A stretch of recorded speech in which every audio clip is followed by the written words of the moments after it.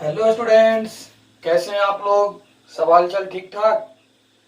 देखिए, आज हम लोग स्टार्ट करने वाले हैं। लास्ट क्लास में हम लोग पीपीएम के बारे में पढ़ चुके थे। पीपीएम का फॉर्मूला मैं आपको बता दिया था और पीपीएम का बेसिक कॉन्सेप्ट मैंने डील कर दिया था।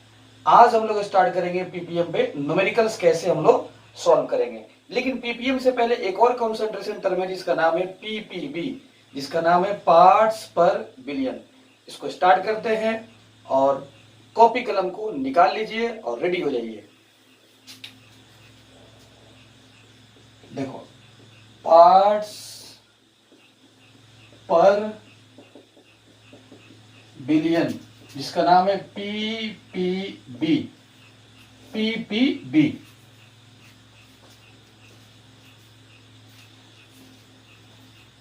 अब जरा देखो, ये कॉन्सेंट्रेशन टर्म क्या है। सबसे पहले हम लोग देखते हैं इसका डेफिनेशन क्या है। Wait of solute. हर एक कॉन्सेंट्रेशन टर्म तो सॉल्यूट का ही इंफॉर्मेशन देता है, लेकिन ये इंफॉर्मेशन किस में दे रहा है? वेट में। Weight of solute in gram present in 1 billion gram. 1 billion gram का मतलब होता है 10 के power 9 gram of solution is called PPB। इसी को हम लोग क्या बोलते हैं? पीपीबी।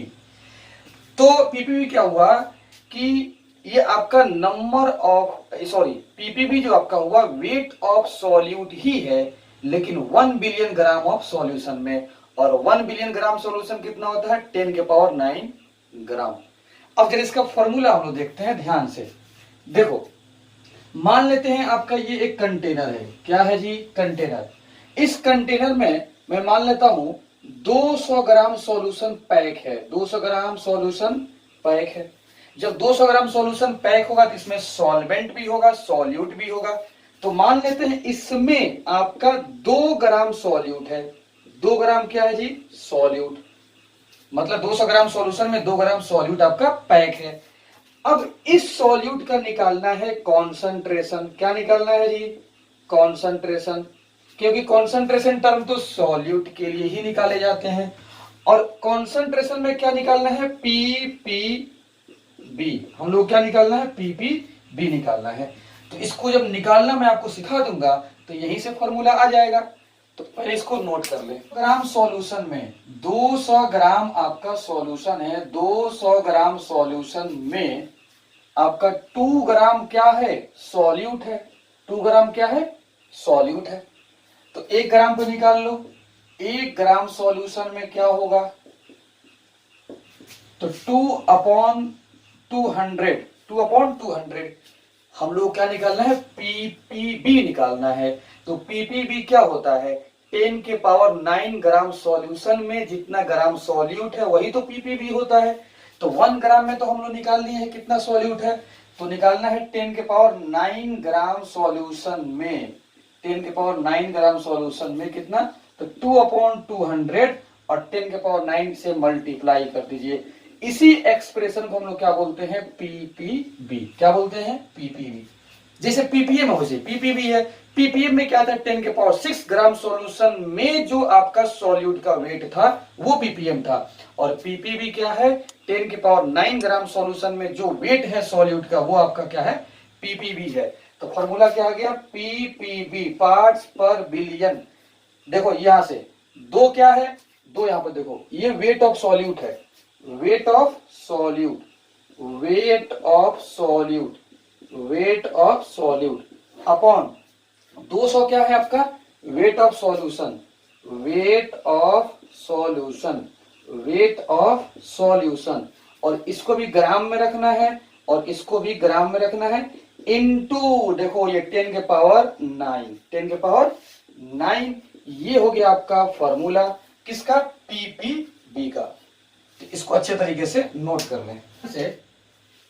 पीपीबी बराबर wait of solute upon weight of solution into 10 के पावर 9। मैं इसको ऐसे लिखता हूं, wait of solute upon weight of solution into 10 के पावर 6 कर देता हूं, 10 के पावर 6 और इंटू 10 के पावर 3। देखो बेस से में तो पावर आपस में ऐड हो जाएगा, आपका वही हो जाएगा। अब बताओ इसको क्या बोलते हैं हम लोग? इसको हम लोग बोलते हैं पीपीएम। क्या बोलते हैं? पीपीएम। तो क्या हो जाएगा रिलेशन? पीपीबी बराबर पीपीएम इंटू 10 के पावर 3। ये एक्सप्रेशन हो गया आपका रिलेशन बिटवीन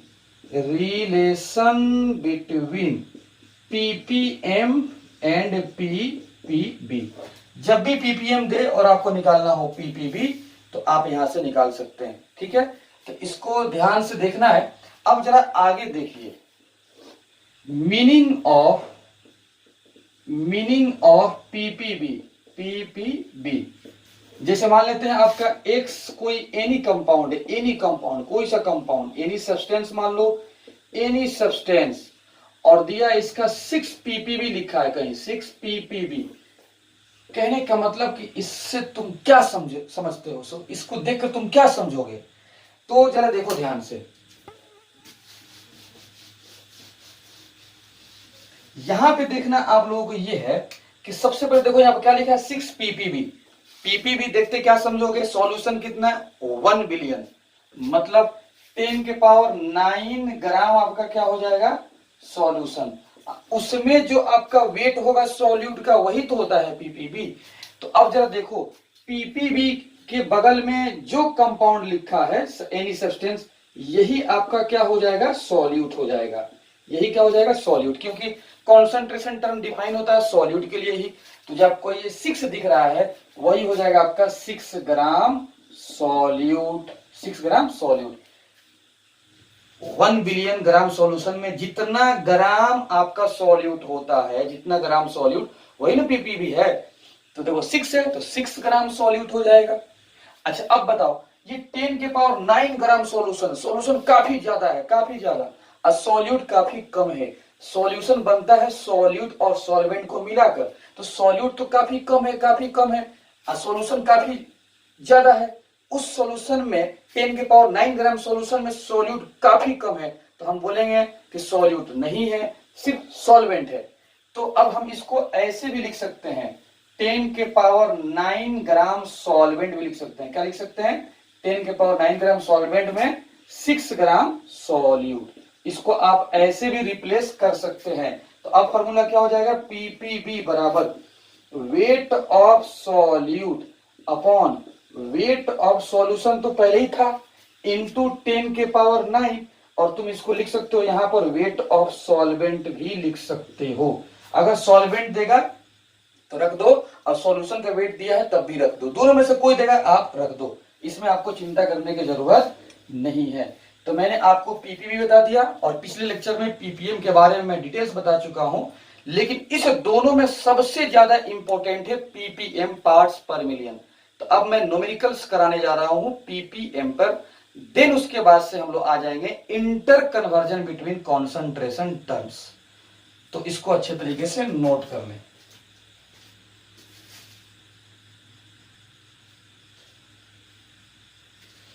अब क्या देखिए, पीपीएम के कॉन्सेप्ट पर बहुत ही अच्छा सवाल है, यहां से पीपीएम कॉन्सेप्ट आपको समझ में आ जाएगा। पहले देखो ध्यान से क्या निकालना है, पीपीएम ही निकालना है। पहले क्वेश्चन को पढ़ो, पहले क्वेश्चन पढ़ोगे तभी तो बनेगा। तो the strength of an aqueous solution of NaOH is 0.0002% weight by volume. अब ये वेट बाई वॉल्यूम क्या है पढ़ा चुके हैं, थोड़ा सा पढ़ लिया करो, कॉपी खोल कर देख लो। तुम लोग तो पढ़ते हो तो नहीं हो, खाली कोरोना वायरस का रोना रो रहे हो घर पे। तो परसेंटेज W बाई वॉल्यूम पढ़ा चुके हैं, ठीक है। फुर्सत मिले थोड़ा सा देख लो, रिवीजन कर लिया करो तुम लोग। तो 0.002% W by volume express the strength of solution in ppm and density of H2O बराबर 1 ग्राम पर ml। डेंसिटी आ गया, और डेंसिटी आते आते बहुत डर लगता है डेंसिटी से, लेकिन मुझे उम्मीद है कि आपको डर नहीं लगता होगा, क्योंकि रोशन सर के पास आप पढ़ रहे हैं। बात आ रही समझ में? तो जरा देखो ध्यान से, डेंसिटी कितना 1 ग्राम पर ml दिया है। पहले आप क्वेश्चन पढ़ो तो पढ़ चुके हैं, अब इसका मीनिंग लिखो। देखो क्या क्या दिया है, दिया हुआ है 0.002% W by volume aqueous NaOH। ठीक है जी, ये दिया हुआ है। तो आपसे क्या पूछ रहा है, आपसे पूछ रहा है कि ppm निकालिए। क्या निकालिए? ppm निकालिए। तो सबसे पहले आप इसका मीनिंग लिखिए, और मीनिंग लिखोगे तो बहुत कुछ चीज दिखने लगेगा। बताइए परसेंटेज W बाई V का मतलब क्या हुआ? 100 ml सॉल्यूशन है। 100 ml क्या है जी? सॉल्यूशन। और इस 100 ml सॉल्यूशन में 0.002 ग्राम 0.002 ग्राम NaOH है। क्या है जी? क्योंकि ये सॉल्यूट होता है, तो आपका NaOH क्या हो गया? सॉल्यूट। अब जरा देखो ppm के फॉर्मूला क्या होता है? Wait of solute upon weight of solution या वेट ऑफ सॉल्वेंट। अगर सॉल्वेंट का वेट दिया है तो सॉल्वेंट रख दो, सॉल्यूशन दिया है तो सॉल्यूशन रख दो, कोई दिक्कत नहीं है। इंटू 10 के पावर 6 ये फॉर्मूला होता है। अब जरा देखिए 100 ml सॉल्यूशन दिया है, 100 ml सॉल्यूशन में 0.002 ग्राम आपका NaOH। ठीक है जी। अब तुम बताइए 100 ml सॉल्यूशन में 0.0002 ग्राम NaOH, तुम बताओ ये जो आपका 0.0002 ग्राम NaOH जो आपका ये सॉल्यूट है, ईमानदारी से बताओ, ध्यान से देखो, ये सॉल्यूट कितना कम है? बहुत ही कम है। मतलब सॉल्यूशन सॉल्यूट और सॉल्वेंट मिला के बनता है, और इस सॉल्यूशन में सॉल्यूट काफी कम है, तो हम कह सकते हैं ये सॉल्यूशन नहीं सॉल्वेंट है। क्या है जी? क्योंकि जब सॉल्यूट काफी कम है तो सॉल्यूशन को सॉल्यूशन क्या बोलेंगे? सॉल्वेंट ही बोलेंगे। अब तुम 1 लीटर पानी में थोड़ा सा 5 दाना चीनी गिरा दो, 5 दाना उसमें चीनी घोल दो, तो कोई सॉल्यूशन बनेगा? नहीं, हम बोलेंगे पानी ही रहा जी, पहले भी पानी अब भी पानी है। तो अब जरा देखो ध्यान से, इसको हम क्या बोलेंगे? सॉल्वेंट। तो आप इसको सॉल्वेंट से रिप्लेस कर सकते हैं। कब? जब सॉल्यूशन में सॉल्यूट काफी काफी काफी कम है, वेरी वेरी वेरी लेस। बात है समझ में? अब जरा देखो ध्यान से, तो इस सॉल्यूशन को सॉल्वेंट में हम कन्वर्ट कर दिए। अब जरा देखिए हम लोग क्या चाहिए? वेट ऑफ सॉल्यूशन चाहिए, नहीं तो वेट ऑफ सॉल्वेंट। तो देखो सॉल्वेंट तो पता है और सॉल्यूशन भी यहाँ पे पता है। अब करना ये है कि वेट चाहिए, लेकिन यहाँ पर वॉल्यूम दिया है, तो वॉल्यूम को तुम कन्वर्ट कर दो किसमें? वेट में। इस वॉल्यूम को मैं कन्वर्ट कर देता हूं वेट ऑफ सॉल्वेंट में। किसमें? वेट ऑफ सॉल्वेंट में। और कैसे कन्वर्ट करेंगे? तो डेंसिटी का हेल्प लिया जाता है। किसका हेल्प लिया जाता है जी? डेंसिटी का। बहुत मैं न्यूमेरिकल इस पे कराया हूं, आपको पता होगा। डेंसिटी का। वॉल्यूम को अगर कन्वर्ट करना है वेट में, तो हम लोग किसका हेल्प लेते हैं? डेंसिटी का हेल्प लेते हैं। अब जरा देखो ध्यान से, डेंसिटी ऑफ सॉल्वेंट बराबर wait of solvent upon density बराबर क्या होता है? मास बाई वॉल्यूम, तो वॉल्यूम ऑफ सॉल्वेंट। ठीक है जी, मैं इधर मिटाता हूं। अब इधर देखो ध्यान से, हमको क्या निकालना है जी? Weight of solvent. तो weight of solvent, density of solvent. Solvent का डेंसिटी कितना दिया है? H2O का, देखो कॉपी में तुम लोग लिखे हो, 1 ग्राम पर ml दिया है। कितना? 1 ग्राम पर ml। क्वेश्चन में यहां पर लिखा था डेंसिटी ऑफ H2 1 ग्राम पर ml, तुम लोग लिख चुके हो, देखना हम मिटा दिए हैं। इनटू ये निकालना है जी, क्रॉस मल्टीप्लाई कर दिया गया। और वॉल्यूम ऑफ सॉल्वेंट कितना? 100 ml। कितना? 100 ml। ml से ml कैंसिल, तो कितना हो जाएगा? 100 ग्राम आपका सॉल्वेंट। सॉल्वेंट कितना गया? 100 ग्राम। हम लोग क्या निकालना है? ppm निकालना है। जरा देखो ppm, वेट ऑफ सॉल्यूट। तो सॉल्यूट का वेट कितना है? 0.0002 अपॉन वेट ऑफ सॉल्वेंट कितना? 100 ग्राम। 100 इंटू फॉर्मूले देखो वहां पर 10 के पावर 6 है, ppm का 10 के पावर 6 इसको ऐसे लिख दो 2 इंटू 10 के पावर -4। देखो इसको 2 अपॉन, और ये पॉइंट हटा दिए तो जीरो नीचे आ जाएगा, कट जाएगा, अपॉन 100 इंटू 10 के पावर 6।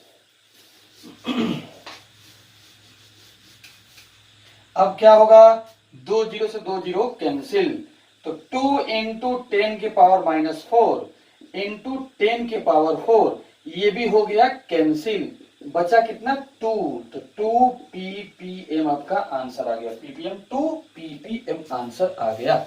उम्मीद है कि आपको समझ में आ गया होगा।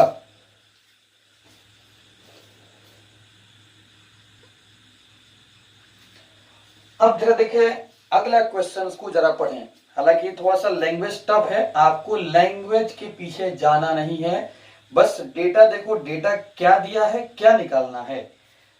A sample of drinking water was found to be severely contaminated with chloroform। क्या दिया है जी, क्लोरोफॉर्म, ठीक। Supposed to be carcinogenic in nature, ये थोड़ा सा लैंग्वेज दिया हुआ है। The level of contamination was 15 ppm, मतलब कहने का मतलब कि CHCl3,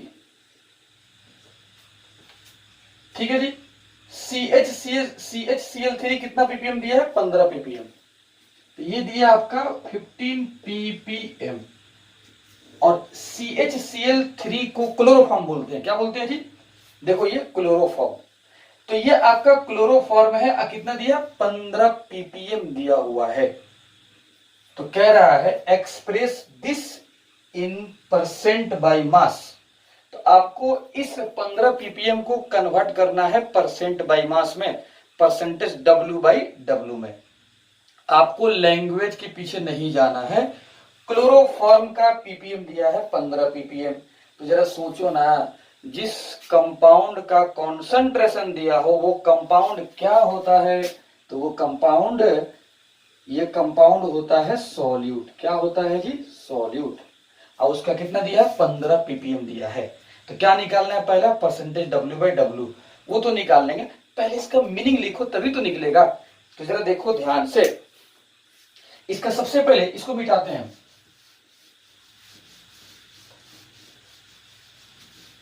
क्योंकि निकालना है express this in percentage by mass, और दिया सिर्फ 15 ppm है, 15 ppm ही सिर्फ दिया है, और परसेंटेज W/W निकालना है। तो इसका मीनिंग लिखो तभी तो कुछ दिखेगा। तो ppm का मीनिंग क्या होता है, 1 मिलियन सॉल्यूशन होता है, तो 10 के पावर 6 ग्राम क्या होता है, सॉल्यूशन, ठीक है, में जितना सॉल्यूट ग्राम होता है वही तो होता है ppm, तो कितना 15, तो 10 के पावर 6 ग्राम सॉल्यूशन में 15 ग्राम आपका CHCl3 है, यही क्लोरोफॉर्म है। कोई दिक्कत, तो जो ppm होता है ये 15 ग्राम लिख दो, अगर 16 होगा तो 16 ग्राम लिख दो, लेकिन सॉल्यूशन कितना लिखोगे, 10 के पावर 6 ग्राम सॉल्यूशन। और मैं आपको बता चुका हूं, इस सॉल्यूशन की जगह पर क्या रिप्लेस कर सकते हो, सॉल्वेंट भी कह सकते हो, कि 10 के पावर 6 ग्राम सॉल्वेंट में 15 ग्राम क्लोरोफॉर्म पहले से घुला हुआ है, ठीक है। क्यों हम यहाँ पर सॉल्वेंट कर दिए, क्योंकि 10 के पावर 6 ग्राम काफी ज्यादा है, और क्लोरोफॉर्म जो सॉल्यूट है काफी कम है। सॉल्यूट जब भी काफी कम होगा, वेरी वेरी वेरी लेस होगा, और सॉल्यूशन का क्वांटिटी ज्यादा दिया होगा, तो उस सॉल्यूशन को हम सॉल्वेंट की तरह ट्रीट कर सकते हैं, क्योंकि सॉल्यूट बहुत कम है। अब जरा देखो पहला सवाल क्या पूछ रहा है, आपको निकालना है परसेंटेज W/W, क्योंकि परसेंटेज बाई मास का मतलब परसेंटेज W/W होता है। इसका फॉर्मूला क्या होता है, wait of solute upon weight of solution, weight of solution into 100 into 100। अब जरा देखिए ध्यान से, अब जरा देखो वेट ऑफ सॉल्यूट कितना दिया है, 15, 15 दिया हुआ है। वेट ऑफ सॉल्यूशन कितना दिया है, 10 के पावर 6। सॉल्यूशन भी ले सकते हो, यहाँ पर सॉल्यूशन ही होगा तो सॉल्यूशन भी बोल सकते हो, सॉल्वेंट दोनों में से कोई ले लो, 10 के पावर 6 हो जाएगा इनटू 100। अब इसको अच्छे तरीके से सॉल्व करना, आपका परसेंटेज W/W आ गया। और क्वेश्चन नंबर 2 में क्या निकालना था, मोलालिटी, क्या निकालना था, मोलालिटी। तो mole of solute upon kg of solvent, KG of क्या होता है, सॉल्वेंट होता है। अब जरा देखना, सॉल्यूट का मोल निकालना है, लेकिन सॉल्यूट का ग्राम दिया है तो 15। अब मोल क्या होता है, मोल W/m, ये m जो होता है ये मोल है W/m। W कितना दिया, 15। m मतलब होता है मोलर मास। अब जरा देखो इसका मोलर मास कितना होता है, कार्बन का होता है 12, हाइड्रोजन कितना हो जाएगा 1, और क्लोरीन कितना हो जाएगा 35.5। अब 3 क्लोरीन है, 3 से मल्टीप्लाई करना, मतलब 12 + 1 35.5 बराबर हो जाएगा इंटू 3 119.5, 119.5। ठीक है जी, 119.5 हो जाएगा इसका मोलर मास। तो बताओ CHCl3 का क्लोरोफॉर्म का मोलर मास कितना हो जाएगा, 119.5 हो जाएगा। तो यहां पर रख दो 119.5। अब जरा देखो ध्यान से, अपॉन केजी ऑफ सॉल्वेंट, लेकिन सॉल्वेंट कितना दिया है ग्राम में, 10⁶। तो 1000 से क्या कर दो, डिवाइड कर दो, तो केजी में निकल जाएगा। अब जरा देखिए ध्यान से, ये तो हो गया सॉल्यूट का मोल, और ये हो गया आपका केजी ऑफ सॉल्वेंट। अब इसको अच्छे तरीके से सिंप्लीफाई कर देना, काम आपका है। घर में बैठ के आप लोग ऐसे ही पबजी खेल रहे होंगे, तो पबजी मत खेलिए, कम से कम सॉल्व कीजिए और कैलकुलेशन सीखिए। ऊपर कर दो 1000 और नीचे कर दो 10⁶, इसको सॉल्व कर लेना, यही आ जाएगा आपका मोलालिटी। कितना अच्छा सवाल है। तो पीपीएम का मीनिंग पर लिख दिया गया था। अब मीनिंग लिखने के बाद से जो चीज पूछ रहा था, परसेंटेज W/W, फार्मूला लिख दो। अब फार्मूला में क्या क्या चाहिए तो इसे उठाकर रख दो। मोलालिटी चाहिए था, फार्मूला मैंने लिख दिया, क्या क्या चाहिए रख दिया, आपका क्वेश्चन सॉल्व हो गया। यही था आपका पीपीएम का कॉन्सेप्ट। पीपीबी इतना इंपॉर्टेंट नहीं है, आप पीपीएम पे ध्यान रखना। तो देखो आपका जो कॉन्सेंट्रेशन टर्म है, इंडिविजुअली मैं सबको अच्छे तरीके से डील कर दिया, फार्मूला भी मैं बता दिया हूं, न्यूमेरिकल्स भी अच्छा खासा मैं सॉल्व कर दिया हूं। टाइम लग रहे हैं, लेकिन इतना कंटेंट मैं आपको दे रहा हूं, बहुत कम मिलने वाला है इस यूट्यूब के प्लेटफॉर्म पर। ये सब क्लासरूम में ज्यादा मिला करते हैं, लेकिन फिर भी मैं दिल खोल दिया हूं, आप घबराए नहीं, आप बस लगे रहें। अब जरा देखो, एक और कॉन्सेंट्रेशन टर्म है नॉर्मलिटी, लेकिन पहले मैं इंटर कन्वर्जन पढ़ाऊंगा, देन उसके बाद से नॉर्मलिटी मैं आपको बताऊंगा। और उतना करने के बाद से फिर कोलिगेटिव प्रॉपर्टी का मेन हम लोग का टॉपिक है वो स्टार्ट हो जाएगा, फिर उसके बाद से धूम मचा देंगे। लेकिन एक बात आज ही मैं इसको डिस्कस करना चाहता हूं कि जितना भी मैं कॉन्सेंट्रेशन टर्म पढ़ा दिया हूं, क्योंकि एक दूसरे में हम लोग कन्वर्ट करेंगे, उसी को बोलते हैं इंटर कन्वर्जन। तो पहले कन्वर्ट करने से पहले हम उसका मीनिंग एक मरतबा फिर दोबारा रिवाइज मैं आपको करा देता हूं, क्योंकि इंटर कन्वर्जन का जो तरीका मैं आपको बताऊंगा दो। एक तो ये एक तरीका बताऊंगा जो मैं आपको फॉर्मूला सब बताया हूं, मोलालिटी से मोल फ्रैक्शन में कैसे जाएंगे, मोलारिटी को कैसे कन्वर्ट करेंगे परसेंटेज W/W में, मोलारिटी को कैसे कन्वर्ट करेंगे मोलालिटी में, वो सब मैं आपको फॉर्मूला बता दिया हूं। तो बाई फार्मूला भी इंटर कन्वर्जन का मैं हम क्वेश्चन आपको बताएंगे, अब बाई लॉजिक भी बताएंगे। दोनों तरीके से हम लोग लॉजिक ही करेंगे, फॉर्मूला तो बहुत आसान है, तो दोनों तरीके से मैं आपको करते चला जाऊंगा, फिर आप देखिएगा वहां पर ध्यान से। लेकिन इंटर कन्वर्जन स्टार्ट करने से पहले हम लोग सबसे पहले डिस्कस करते हैं कि जो मैं जितना भी मैं आपको कॉन्सेंट्रेशन टर्म पढ़ा चुका हूं, उसका मीनिंग कैसे, उसका मीनिंग डील करोगे, उसका मीनिंग कैसे रीड करोगे, एक मतलब मैं एक जगह उसको रिवाइज करा देता हूं। इस ध्यान से हम लोग तैयारी करने जा रहे हैं ये इंटर कन्वर्जन के लिए, और इंटर कन्वर्जन मैं नेक्स्ट लेक्चर में अपलोड करूंगा। लेकिन उससे पहले ये चीज देख लो, मीनिंग ऑफ कॉन्सेंट्रेशन टर्म्स। हालांकि सब तुम जानते हो, एक मरतबा मैं रिवाइज करा देता हूं, रिवीजन हो जाएगा।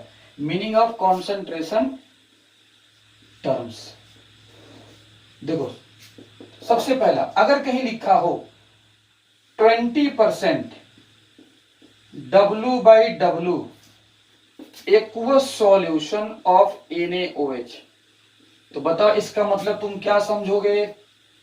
तो हम ये समझेंगे, सबसे पहले ये है आपका यूनिट, कॉन्सेंट्रेशन यूनिट, और इसके बगल में जो कंपाउंड है ये क्या है, सॉल्यूट, और ये सॉल्यूट सॉल्वेंट का अंदर घुला होगा, तो सॉल्वेंट क्या है, वाटर, वाटर क्या हो जाएगा, सॉल्वेंट। हालांकि सॉल्वेंट से मतलब नहीं रहता है, बस सॉल्यूट ही चाहिए। इसका मीनिंग सबको पता है कि 100 ग्राम सॉल्यूशन है, 100 ग्राम सॉल्यूशन। सॉल्यूशन का मतलब इसमें वाटर भी है अब प्लस NaOH भी है, ये आपका सॉल्यूट। इसमें 100 ग्राम सॉल्यूशन में 20 ग्राम आपका सॉल्यूट मतलब NaOH, ये इसका मीनिंग हो गया। तो इसको देखते ही W/W को 100 ग्राम सॉल्यूशन बोल देंगे और ये 20 है, 20 ग्राम NaOH बोल देंगे। और यहाँ पर हमेशा सॉल्यूट का ही लिखा जाता है, सॉल्वेंट का मत लिख देना, क्योंकि कॉन्सेंट्रेशन टर्म सॉल्यूट के लिए ही डिफाइन होता है। ठीक है, ध्यान से।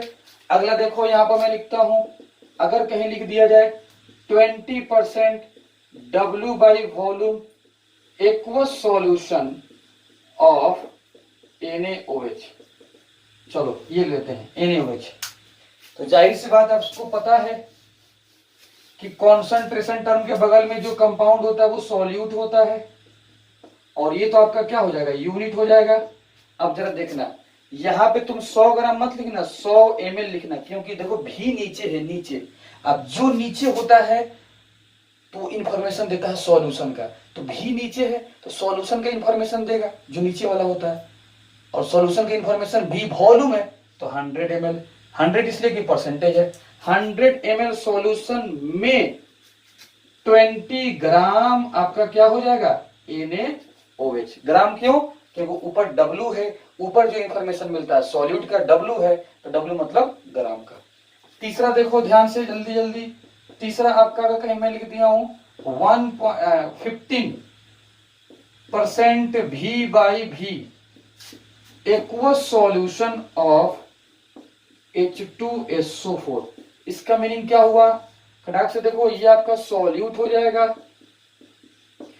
अब देखो नीचे भी है तो 100 ml सॉल्यूशन में ऊपर भी तो सॉल्यूट भी वॉल्यूम है, तो 15 ml सॉल्यूट, 15 ml सॉल्यूट जो यहाँ पर क्या है, H2SO4 है।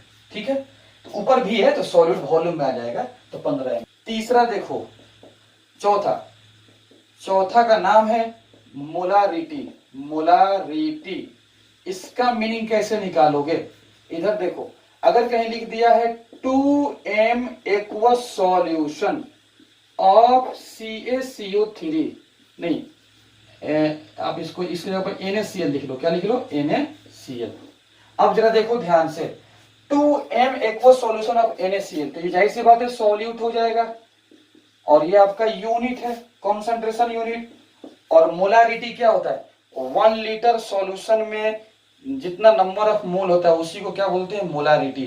तो सॉल्यूशन कितना, 1 लीटर, 1 लीटर सॉल्यूशन है, इसी को तुम बोल सकते हो 100 ml सॉल्यूशन है, 1 लीटर की जगह 100 ml सॉल्यूशन में 2 मोल क्या हो जाएगा, यही 2 मोल आपका सॉल्यूट हो जाएगा NaCl। कोई दिक्कत। आइए अगला देखिए, पांचवा, जिसका नाम है मोलालिटी, स्मॉल m। इसका मीनिंग तुम कैसे निकालोगे,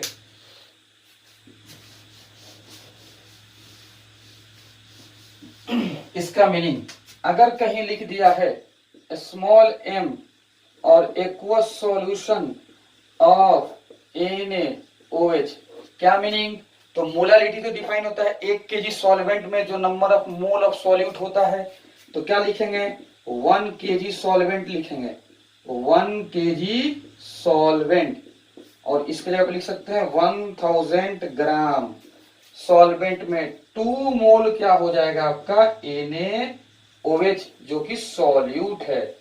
NaOH क्या आपका सॉल्यूट है। ये सब चीज मैं आपको बता दिया हूं, बस एक जगह मैं रिवाइज कराना चाह रहा हूं। छठा कॉन्सेंट्रेशन टर्म जिसका नाम है मोल फ्रैक्शन, मोल फ्रैक्शन, इसका मीनिंग कैसे निकालोगे, जरा देखो ध्यान से। अगर कहीं लिख दिया है मोल फ्रैक्शन ऑफ NaOH 0.2, इसका मीनिंग क्या होगा। अच्छा, मोल फ्रैक्शन तो सॉल्यूट का अलग निकलता है, सॉल्वेंट का अलग निकलता है, सॉल्यूशन में सॉल्यूट सॉल्वेंट दोनों होता है। तो मान लेते हैं NaOH आपका क्या है, सॉल्यूट है। चलो यहां पर मैं लिख देता हूं, एक एक्वस सॉल्यूशन है, एक्वस सॉल्यूशन ऑफ NaOH। लो, मतलब पानी के अंदर क्या घुला है, NaOH। एक्वस सॉल्यूशन मतलब सॉल्वेंट तो वाटर, और NaOH सॉल्यूट हो जाएगा। तो बताओ ना, मोल फ्रैक्शन ऑफ H2O कितना हो जाएगा, 0.8। तो बताओ इसका मीनिंग क्या होगा। तो मोल फ्रैक्शन डिफाइन होता है 1 मोल सॉल्यूशन में जितना number of mole of solute होता है उसको बोलते हैं mole fraction of solute. One mole solution, उसी सॉल्यूशन में 1 मोल में ही जितना नंबर ऑफ मोल सॉल्वेंट होता है उसको बोलते हैं मोल फ्रैक्शन ऑफ सॉल्वेंट। तो देखते हैं हम लोग क्या बोलेंगे। ये देखो, ये एक ही सॉल्यूशन के अंदर है दोनों, ये सॉल्यूट और ये सॉल्वेंट मिलके क्या बन गया, सॉल्यूशन। सॉल्यूशन कितना बन गया आपका, 1 मोल सॉल्यूशन बन गया। 1 मोल सॉल्यूशन में 0.2 मोल आपका क्या हो जाएगा, NaOH, और 0.8 मोल क्या हो जाएगा आपका H2O। ये मीनिंग हो गया आपका मोल फ्रैक्शन का। इस पर मैं ट्रिक भी बताया था, ट्रिक से भी मैं आपको बताया था। ट्रिक ये था कि तुम इसको 0.2 को ऐसे लिख सकते हो 2/10, और इसको ऐसे लिख दो 8/10। अब जो नीचे है उसको सॉल्यूशन मान लो, 10 नीचे है तो ऐसे करो, 10 मोल सॉल्यूशन है, 10 मोल सॉल्यूशन में आपका 2 मोल NaOH, ऊपर 2 है तो 2 मोल NaOH, और 8 मोल क्या हो जाएगा आपका H2O। देखो 10 मोल आपका सॉल्यूशन और उसमें 8 मोल आपका H2O हो जाएगा। तो ये सब मीनिंग, चलो मैं इसका बता देता हूं। X आपका Ne कंपाउंड है और 6 ppm लिख दिया है, इसका मीनिंग क्या होगा, X Ne कंपाउंड है 6 ppm लिख दिया है, तो ये तो आपका सबसे पहले सॉल्यूट हो जाएगा क्योंकि कॉन्सेंट्रेशन टर्म के बगल में कंपाउंड है। इसका मीनिंग क्या होगा, ppm को देखते क्या समझेंगे कि 1 मिलियन सॉल्यूशन है, मतलब 10 के पावर 6 ग्राम सॉल्यूशन, 10 के पावर 6 ग्राम सॉल्यूशन। यहाँ पे आप सॉल्वेंट भी लिख सकते हो। इसमें 6 ग्राम क्या हो जाएगा आपका, X हो जाएगा, 6 ग्राम X, जो कि आपका क्या है, सॉल्यूट है। तो ये सब आपका मैं मीनिंग बता चुका हूं कॉन्सेंट्रेशन टर्म्स का, इसको ध्यान रखना। और आज ही आप लोग क्या कीजिए, जितना मैं कॉन्सेंट्रेशन टर्म अब तक मैं पढ़ा चुका हूं सबको अच्छे से रिवाइज कर लो, कल के लिए तैयार रहिए। हम लोग कल डिस्कस करेंगे inter conversion between concentration terms by formula भी और बाई आपका लॉजिक के साथ, कॉन्सेप्ट के साथ। मैं अभी जो बताया हूं मतलब मीनिंग निकाल कर फॉर्मूला का मैं लिस्ट बना दूंगा और फिर उसके बाद से खूब सारा क्वेश्चंस करेंगे, ठीक है। Okay, thank you.